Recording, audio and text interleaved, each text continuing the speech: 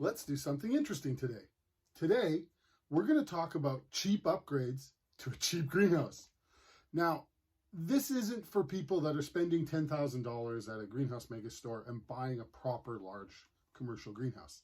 This is for those of you that spent $200-300 on Amazon or eBay or Home Depot for a little 200 or 300 square foot greenhouse. You know, the green ones that just cover your plants, single layer. They're not all that fancy and they're made in China. That's what this video is about. We're going to talk about how to do upgrades to that greenhouse so it will produce more produce for you. Let's get started. Simple Tech, that's the name of this channel. And we got piles of other videos on greenhouses and growing you can check out if you hit that like or subscribe button. And I'm going to tell you the reason you actually want to hit like and subscribe. Well, the real reason is you want to help me out. But that being said, it also helps you. When you hit like and subscribe, it tells the YouTube algorithm, these are the kind of videos you want to see more of. So YouTube will serve up more videos like this, not just from me, but from other creators doing similar content as well. So go ahead, hit like and subscribe. Okay, let's talk about upgrades. The first upgrade we're going to talk about here for a cheap greenhouse is shelving. Shelving is probably the fastest way you can increase your square footage and get more plants into your greenhouse. Now, sure, there's all kinds of hydroponic options where you can do vertical growing, and I actually have a video of that on this channel. But for a cheap greenhouse, let's look at cheap options. And shelving is the best, fastest, easiest way you can do that. And I'm going to actually recommend wire shelving. Why? Mostly because wire shelving doesn't reduce sunlight. The wires don't create any shade, and shade is your enemy when you're trying to grow plants. So wire shelving in a cheap greenhouse, first, fastest, easiest, #1 upgrade you need to look at. The next upgrade we're going to talk about is a heater. Now, if you got a small greenhouse, one of the main reasons people have one of these simple, cheap little greenhouses is so that they can extend their growing season in the spring and in the fall. The problem is a single layer of plastic doesn't give much insulation, so you're not going to be much different in inside temperature of your greenhouse than outside, unless you use a heater. Now, when we're only talking 200 square feet or 250 square feet, you don't need a super expensive heating system. And this greenhouse is not going to work in -10. This greenhouse is going to work for temperatures about -2, -3 Celsius and just below freezing. But that temperature range will kill your plants. So if you have just a little bit of heat to get you through the rough periods so you can plant earlier or you can harvest your crops later into the season, a heater is the best way to go. And for a simple greenhouse like this, an electric heater is probably your best bet. There are other options, gas heaters, propane heaters, but for $20-30, an electric heater will get you through the shoulder seasons. Now, as soon as you start using a greenhouse, you're going to figure out right away on a sunny day that it heats up inside.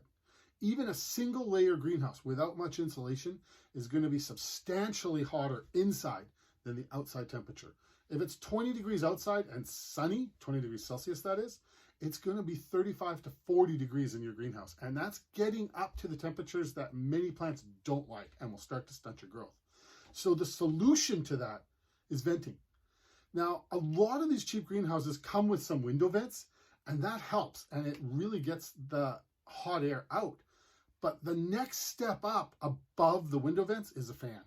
And if you've got electricity, even if it's just an extension cord that you're able to run to your greenhouse, a fan is going to massively increase the amount of airflow and cool down your greenhouse, not below the outside temperature, but at least get it much closer to the outside temperature, so your plants will be a lot happier inside.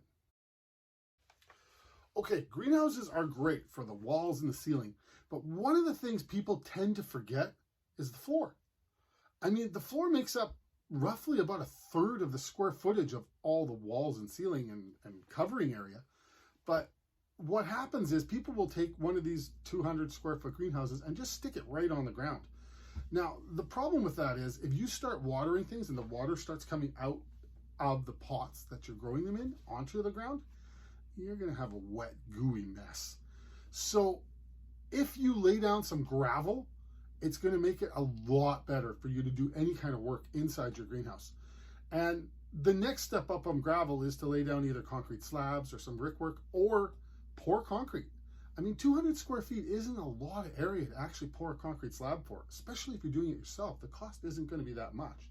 It's a lot more if you have it poured, but if you do it yourself, this isn't a big deal. So when buying one of these cheap greenhouses, definitely, please look at putting in a floor. Okay, another upgrade we can look at, and this is an important one for the next couple of upgrades, is a wood base. You can screw your greenhouse directly into the ground, and that's how a lot of these $200-300 greenhouses are designed to be done. But if there's a wood base, it opens up a lot of options for other upgrades that you can look at.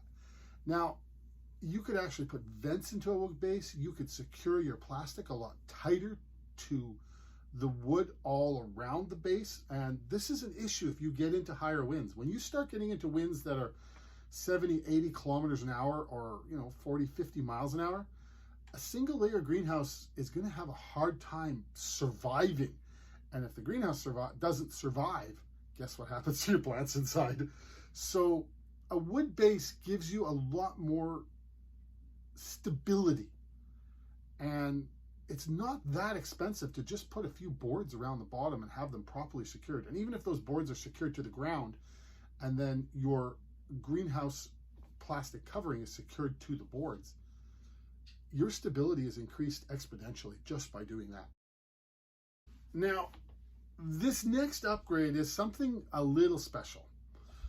It takes a little more effort to do, but what I'm going to suggest is if you have a wood base and if you're in an area with high wind, buy an air blower. I mean, you're looking at about a $50 cost here, or if you go to a yard sale, you can find one of those inflatable Santas and cannibalize it and take the air blower out of it and maybe get it for $5-10. But if you were to put a second sheet around your greenhouse, and if there isn't any real window vents in the plastic, you can create a double air blown greenhouse. And what happens is that acts like a pillow against high winds.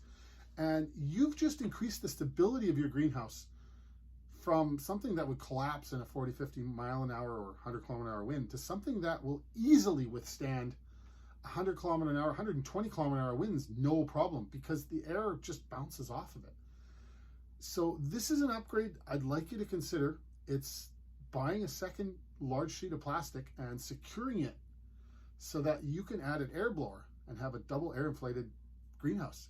It also adds insulation in the range of R2 to R3.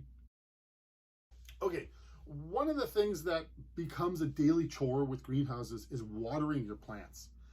And that generally means you're either going to bring a watering pot to your greenhouse every day, and not just one. You're going to be going back and forth and back and forth and back and forth.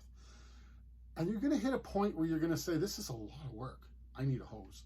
So if you have a hose that is going into your greenhouse, well, the next upgrade is simply to get a water timer. And you can get water timers in the $20 range. But what's really nice about a water timer is if you can set it up so that it waters with little nozzles all of your plants, suddenly you don't have to water your plants anymore. It's all automated. So the water can actually come on several times a day, like in the morning, in the afternoon, in the evening, or whatever you think is appropriate for the type of plants that you're growing. And it's all done for you, which is one of the most beautiful things in the world. Less work, more produce. I like it. Okay, when you have one of these small greenhouses and it's summertime, and especially if you're in the south and you're looking at 110, 115, 120 degree Fahrenheit temperatures, or anything much over 30, 35 degrees Celsius, you're going to cook your plants because it's going to get a lot hotter inside. So there's a very quick upgrade other than vents. Now, vents are important, don't get me wrong, and vent first. But if you can't keep your temperature down with venting, you need to look at a shade cloth. And shade cloths can be bought off of Amazon or eBay or Alibaba, and they're not that expensive. And what they do is they reduce the percentage of light. You don't put a no light whatsoever shade cloth over your greenhouse. You put like a 30% or 40% or 60% shade cloth. And what that does is it reduces the light by that percentage. And by doing that, it reduces the heat. Now, the plants still get light, but not as much. But you have to weigh that against what would happen if you cooked them. Okay, this is an extremely important one for me. It may or may not be for you, but when I think of a greenhouse, I'm going into it at minimum at least once a day, probably twice, maybe more, for watering, for tending to my plants, for showing off to my buddies. Look at what I got. And if you have a zipper door, it becomes a problem. And it may only last even one season because zippers only last so long. So what I'm going to suggest here is to actually frame in a real door. It takes a little bit of carpentry work. Now, I'm not talking expert carpentry work, and it doesn't need to be perfect, but framing in a door allows you access fast and easy to your greenhouse every day. And another thing that it does is you can actually get a door that has a window in it, whether it's a screen door or a door that has glass with a sliding screen on it. And you can adjust your venting by that quite easily. Now, the last thing I'm going to suggest here is a Wi-Fi temperature gauge. Now, you can get these for 20 bucks on Amazon. They usually will tell you the temperature and the humidity levels in your greenhouse. But what's beautiful about this is if your greenhouse is within the Wi-Fi range of your house, and most Wi-Fi systems now actually do reach out into the yard, you don't have to go outside to see what's going on. You just look at your phone, you've got an app, it tells you exactly what's happening to the temperature. And what's really nice is it actually doesn't just tell you the current temperature, but most of these systems now track it. So they have temperature alarms. So if it gets too hot, you get an alarm. If it gets too cold, you get an alarm. But it also will show you a chart telling you what happens at what time of day. If it's getting hot, if it's getting cold, exactly how long it lasts. And this information is kind of nice to have when you're growing plants because it kind of tells you what plants you can use and where, what, how you can do things for venting, for heating, etc. So you thought you could get away for a couple $100 on this greenhouse. It's like buying a computer. Oh, gee, I got everything. Oh, now I got to buy software. Now I got to pay for electricity. Now I got to have a desk to put it on. It doesn't end. It's not just the cost of the plants, but it's all the little doohickeys and extras you got to get and add to it. Now, if you're doing one of these cheap greenhouses, you can probably get away with another couple $100 to do it right and have some cool venting and fans and maybe a little bit heating, shelving, and an automated water system. But if you're just going to put a shell up, your success rate isn't going to be as good as if you do a couple more things to it.